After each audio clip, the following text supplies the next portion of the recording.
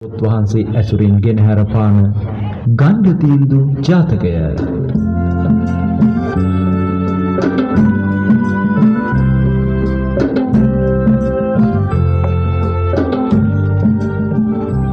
අපමහා තිලෝගුරු බුදුරජාණන් වහන්සේ සවැත් නුවර ජේතවනාරාමයේ වැඩවසන කල්හි රජදරුවන්ට දිය යුතු අවවාදයක් අරඹයා ගණ්ඩ තීන්දු ජාතක කතා වස්තුව මෙසේ වදාළ සේක.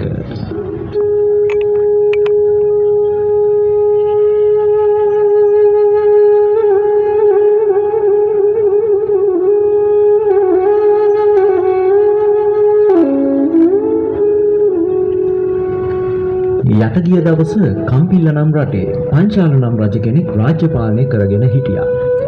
අයුක්තිය අසාධාරණය හා අධර්මයෙන් පිරුණු ඔහුගේ රාජ්‍ය පාලනය තුළ මේ රටේ කිසිම ආර්ථික සංවර්ධනයක් කිරීමට ඔහු සමත් වුණේ නැහැ.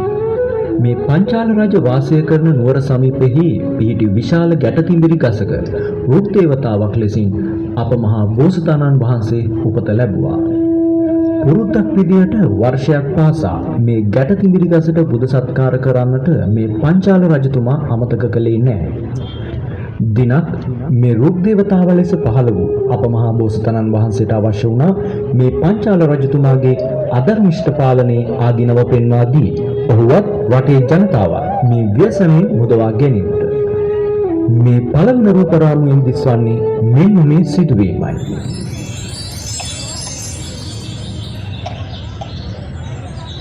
පුරෝහිත රජතුමනි, බලන්න මේ පුරවරේ අසිරිය ජනී ජනයා සතුටින් සුවෙන් නිදහසේ කල් ගෙවන අපූර්ව. එහෙමයි රජතුමනි, එහෙමයි. ඔබ කවුද? රජතුමනි, මා මේ සුවිසල් වෘක්ෂයේ වාසය කරන වෘක්ෂ දේවතාව වෙමි. ඉතින් ඔබ වහන්සේ මෙහි? රජතුමනි, ඔබ විසින් පාලනය කරන මේ පුණ්‍ය භූමියේ ඉතා අහිංසක මිනිසුන් ජීවත් වෙන්නේ.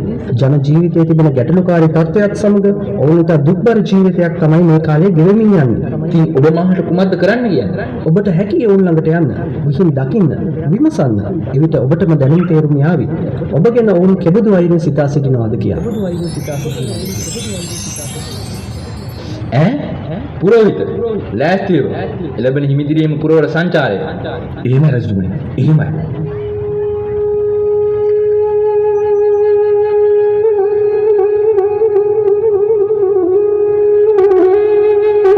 පසුදා හිමිදිරියේම මේ පංචාල රජතුමා හා ඔහුගේ පුරෝහිත කිසිවෙකුටත් හඳුනා ගන්න බැරි විදිහට වෙස්මාරු කරගෙන පුරවර සංචාරයට පිටත් වුණා.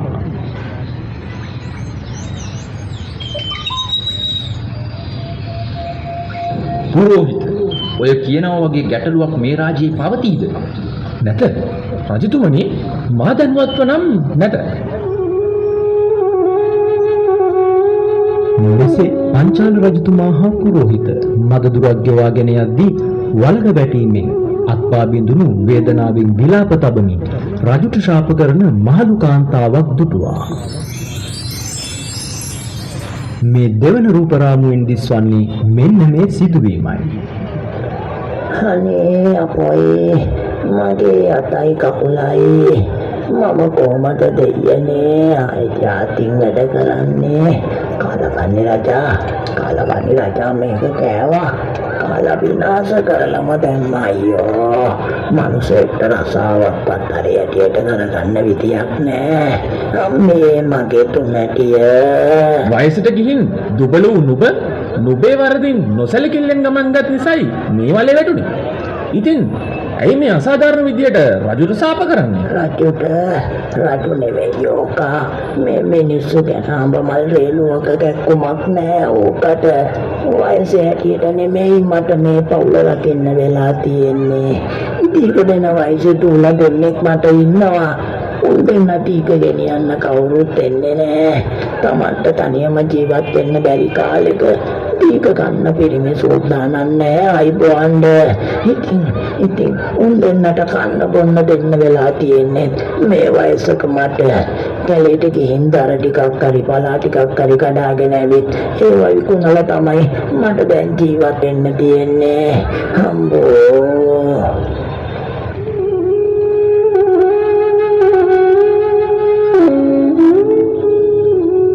මේ අධර්මිෂ්ඨ පාලකයන් නිසා රට මේ තත්වයට වැටී ඇති බව මේ මහලු කාන්තාව වේදනාවෙන් හා කෙඳිරිගාමින් කියු නිසා මහලු කාන්තාවගේ ශාපය සාධාරණ බව දෙදෙනාම තේරුම් ගත්තා.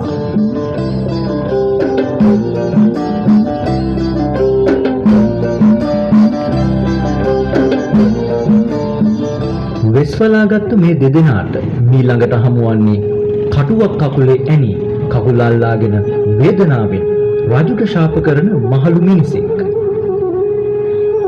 බලන්න මේ තුන්වන රූප රාමුව දිහා.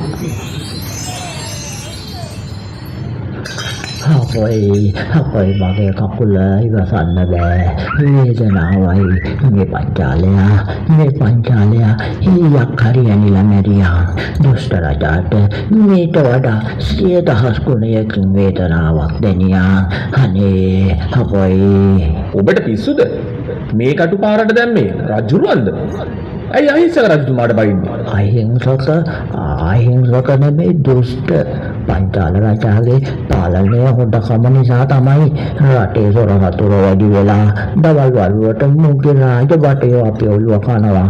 රාත්‍රියේදී හොරු ඇවිල්ලා අපේ ඔළුව කනවා. උන්ගෙන් බේරෙන්න තමයි ගෙවල් වටේටම කටුවකුල් දාන්නේ. එයින් කටුවක් තමයි මගේ කකුලේ ඇනුනේ. හම්බෝ අයියෝ.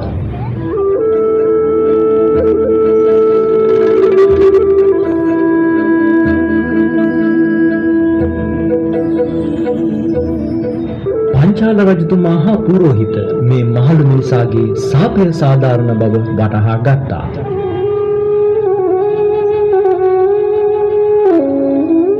මෙසේ තව ටික දුරක් පයින් ඇවිදන් යන විට දහවල් ඉරහැරි හෝරාවක් පමණ ගෙවී තිබුණා. ඈත කුඹුරක් දෙසින් මෙහෙම දෙයක් ඇසෙනවා. බලන්න හතරවෙනි රූපරාමුව දිහා.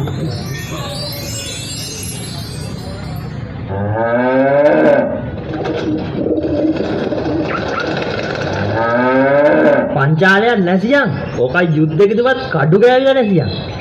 ගොවියෙක් ඔළුවට අත් දෙක තබාගෙන පංචාල රජතුමාට ශාප කරනවා. ඔහුගේ සීසාන සාලිනම් ගොනා කුඹුරේ වැටි දඟලනවා. ගොනාගේ කකුලක් සීසාන නගුලට කැපී ලේ ගලනවා. මෙම ස්ථානයට පුරෝහිත සහ රජතුමා පැමිණෙනවා. තමන්ගේ නොසැලකිල්ලෙන් නේද ගොනා තුවාලුනේ? එහෙම වෙලා තියෙද්දි රජතුමාට ශාප කරන්නේ අහවල් කාරණයකටද? මම උදේ ඉඳන් මේ ගොනාගෙන් වැඩ ගන්නවා. දවල් මගේ බිරිඳ මට කෑම ගේනකොට රාජබටේව බලෙන් උදුරගෙන කාලා. ඒ නිසා අපව ගෙදර ගිහින් කෑම ටිකක් උයාගෙන එන්න. මම නිරපරාධේ රජුරවන්ට බැන බැන කේන්තියෙන් මගේ ගොනාට පහර දුන්නා. මගේ බිරිඳ එන මග බලමින් සීසාන කොටයි මේ ගොනා හෙම්බත් වෙලා වැටුනේ. මම දැක්කේ නෑ උගේ කකුල් කැපිලා තියෙනවා. මූ තුවාලුනේ මගේ වරදින් තමයි. ඒ වුණාට මේ දුෂ්ට පංචාල රජතුමා මේකට වග කියන්න ඕනේ. ඒ නිසා තමයි මේ සියලු විපත් එක පිට එක එන්නේ. බලන්න රාජ්‍ය පාලනයක් රටේ පාලකයක් අයාලේ යන විට රටවැසියාට වක්‍රව හෝ පැමිණෙන ගැටලු. මේ රටේ මිනිසු මහත් පීඩාවකින් නේද ජීවිතය ගෙවන්නේ. මේ රටේ විතරක් නෙමෙයි රාජ්‍ය පාලනයක් රාජ්‍ය නායකයාගේ ඉඳන් රටවැසියා දක්වාම වල් වැදුනාම හැම රාජ්‍යයකටම වෙන්නේ මේ ඉරණමම තමයි.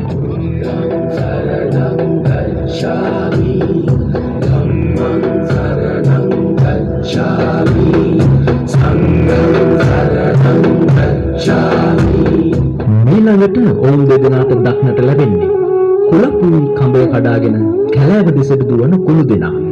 කිරි හට්ටියක් බිඳිලා කිරි ටික හැමතැනම විසිරිලා. ගොපල්ලෙක් ඇසකුත් තුවාල කරගෙන රජුට ශාප කරනවා. අපි බලමු පස්වෙනි රූපරාමුව දිහා.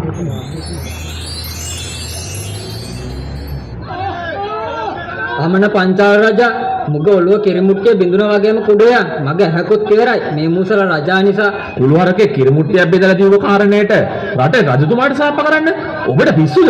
මට පිස්සු නෑ අයබෝවන්ඩ. මේ දුෂ්ට පංචාල රජාගේ මෙතිය ඉඳන් පහළම එකා වෙනකම් එක වගේ රටේ අහිංසක මිනිස්සුන්ව පීඩාවට පත් කරනවා. උන්ට කොච්චර කිරිදෝ දුන්නත් මදි. අපේ වැසියන්ගේ කිරි ප්‍රමාණවත් නැති නිසා කැලෑ වැදිලා කුළු ගාවින් අල්ලාගෙන කිරිදෝන්න අපිට සිදු වෙලා තියෙන්නේ. උන්ගෙන් කිරිදෝවන එක ලේසි නෑ. ඉල්ලන තරමට කිරි නොදුන්නොත් නොයෙක් අයරින් හිරිහැර කරනවා. අර කුළු දෙන පයින් ගාලා මගේ ඇස් තුවාල වුණේ මේ කුරු රජා උග අමන හෙන්චයි නිසා තමයි.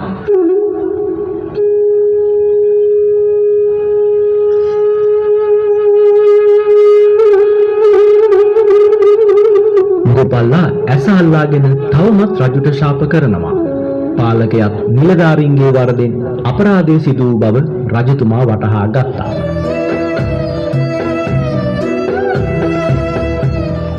මෙතනින් නික්මුණු වෙස්වලාගත් පංචාල රජතුමා හා ඔහුගේ පුරෝහිතට දකින්නට ලැබුණේ ගම්වැසියන් පිරිසක් විසින් රජතුමාට ශාප කරන අයුරු. දැන් අපි හැරෙමු 6 වෙනි රූපරාමුව දෙසට.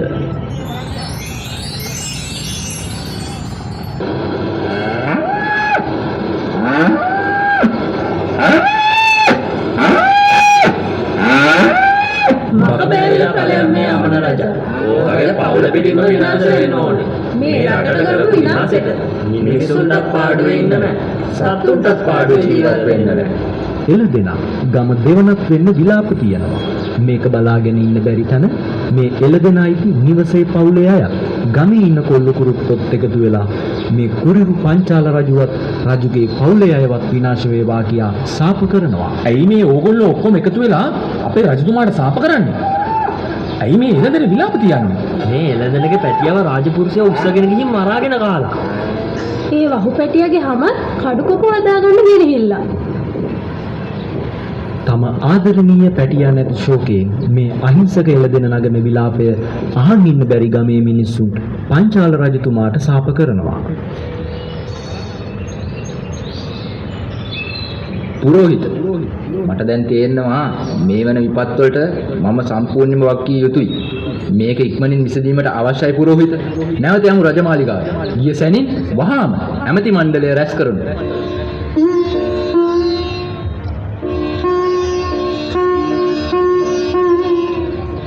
මෙහෙම ආපසු හැරි යන විට දිය සිඳුන දිය කඩਿੱත්තක ගෙම්බන් දෙදෙනෙක් මේ පංචාල රජතුමාට ශාප කරනවා. ගෙම්බන් දෙදෙනෙක්? ඔව්, බලන්නකෝ 7 වෙනි රූපරාමුව දිහා.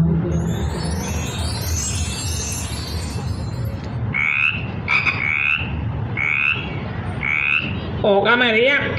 රජා, ඕක මැරියා.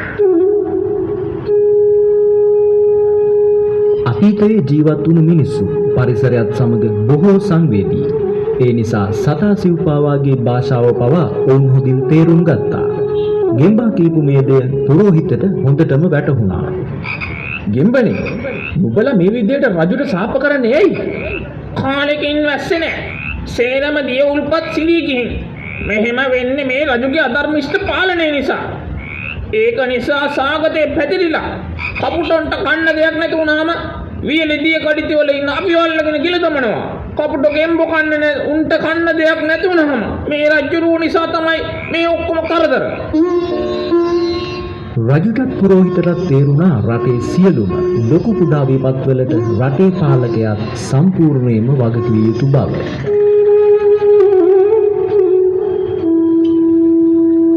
රටේ පාලකයාගේ ප්‍රධානතම වගකීම වන්නේ පළමුවෙන්ම රටේ ආර්ථිකය නංවා ජනතාවගේ ජීවන බර සැහැල්ලු කර පහසුකම් සලසා දී ඔවුන්ට යහපත් දිවිපැවැත්මක් ගත කිරීමට ඉඩ සැලැස්වීමයි. මේ ගණ්ඩ තීන්දුව ජාතක කතාවෙන් මනාවට පැහැදිලි වන්නේත් එයයි.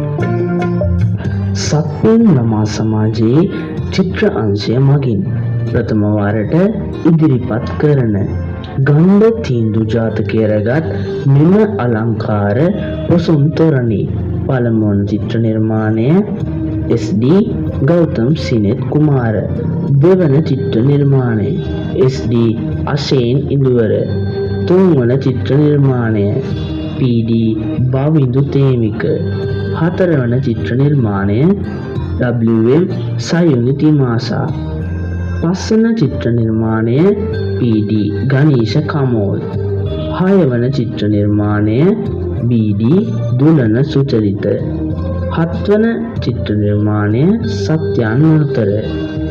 තොරණේ ඩිජිටල් ආකෘතිය සෑදීම සහ තොරණේ ශබ්ද සංකලනය සත්පුන් ළමා සමාජ මාධ්‍ය ඒකකය. එසේම මෙම අලංකාර තොරණේ ආලෝකකරණය සිදු කරන ලද්දේ KA මුකිත දෙව්නේ, සත්‍යයන් උත්තර, දුලන සුචරිත.